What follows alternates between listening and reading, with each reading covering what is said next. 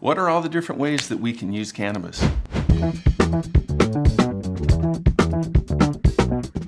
Today we're going to talk about the different ways to ingest cannabis. So let's start out talking about smoking.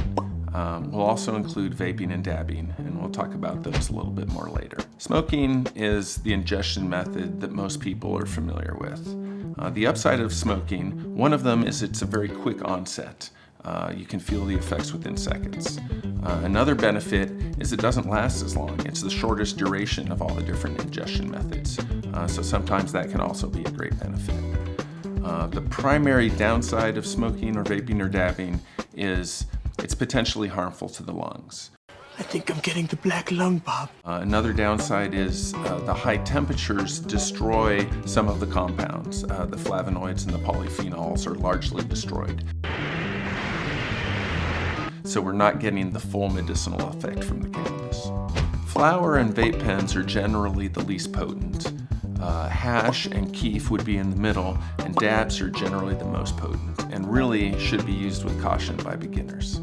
Avoid counterfeit products, especially vape carts, because they may contain harmful additives. Third-party lab-tested products are always your best choice. Here in Oregon, all products in dispensaries have to be tested by third-party laboratories.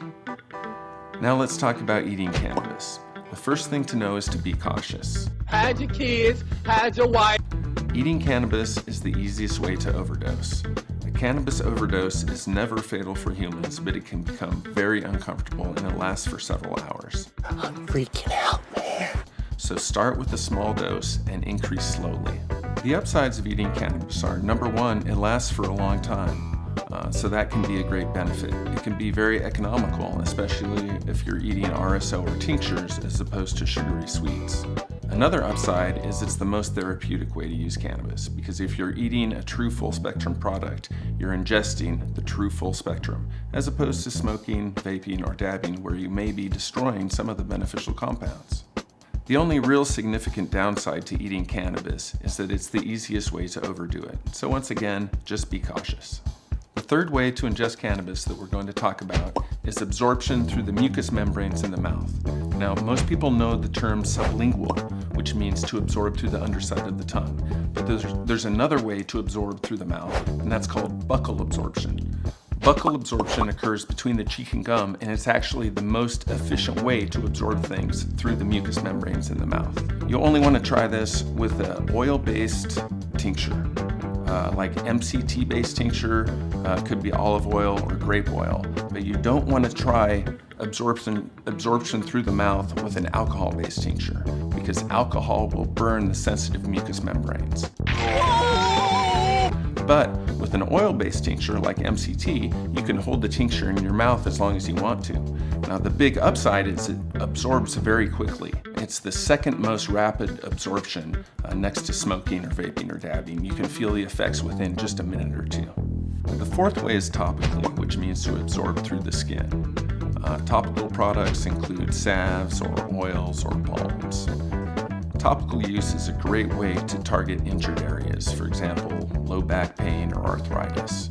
And one of the great benefits of topical use is you'll feel very little psychoactivity from the THC. Some people feel a little, some people feel none. The last ingestion method is through a suppository. Suppositories can be a very efficient way to ingest cannabis medicine. It's an excellent way to target any issues down below, and it has the added benefit of providing less psychoactivity. Most patients report about a third or half as much psychoactivity as eating it.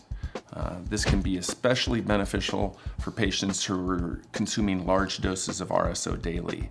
For example, if they're treating cancer or another serious condition. If they use it through a suppository, they can take in more cannabis medicine while remaining more functional with less psychoactivity. Let's recap the ingestion methods. Number one, smoking, vaping, or dabbing. The greatest benefit is rapid onset. Number two, eating. It's an easy and very therapeutic way to use cannabis. Number three, sublingual or buccal use, very rapid onset.